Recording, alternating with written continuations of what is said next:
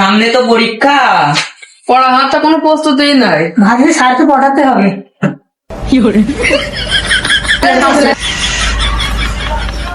আসসালামু আলাইকুম। বাবুরা বসো। বাবুরা তোমরা কেমন আছো? আমরা ভালো আছি। আমরা ভালো আছি, ভালো আছি। তোমাদেরকে আজকে একটা প্রশ্ন করবো, সহজ প্রশ্ন। প্রশ্নটা কি স্যার? প্রশ্নটা হলো সূর্য কোথায় ওঠে? কে পারবা? স্যার আমি পারবো। কোন দিকে ওঠে? স্যার ওই দিকে ওঠে। ওই দিকে কোথায়? দাঁড়ান স্যার, ভাবে একটু। ভাই কি বলে ও? একটু ভাবো। এবার দ্বিতীয় প্রশ্ন, 5 যোগ 2 সমান কত হয়? কে বলতে পারবে? স্যার আমি বলতে পারবো। হয়তো 12 হয় বা 17 হয় স্যার। আরে 5 আর 2 যোগ করলে হয় 7। তুই 17 বলি কে জানবে? বস।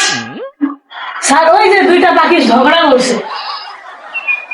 আরে তুই পাখি ঝগড়া গেলে তোর কি? তুই পড়াশোনা পারিস নি কিছু না?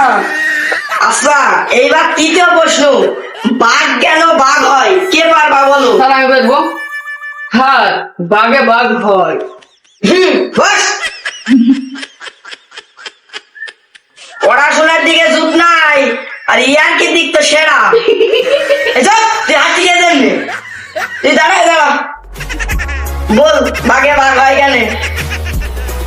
বাঘ কোনোদিন দেখিনি। বস। স্যার আমি বলি, বাঘ তো বাঘই হয়, বাঘ ধর অন্য কিছু হয় না। ঠিক ঠিক, গুড স্টুডেন্ট। বসো বসো বসো।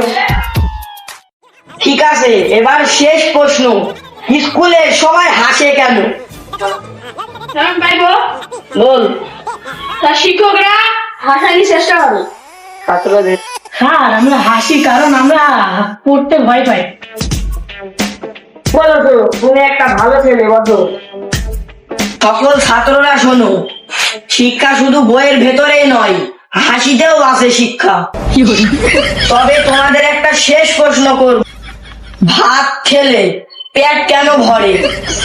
স্যার ভাত খেলে তো আমার খিদে লাগে। তাহলে পানি খাবি।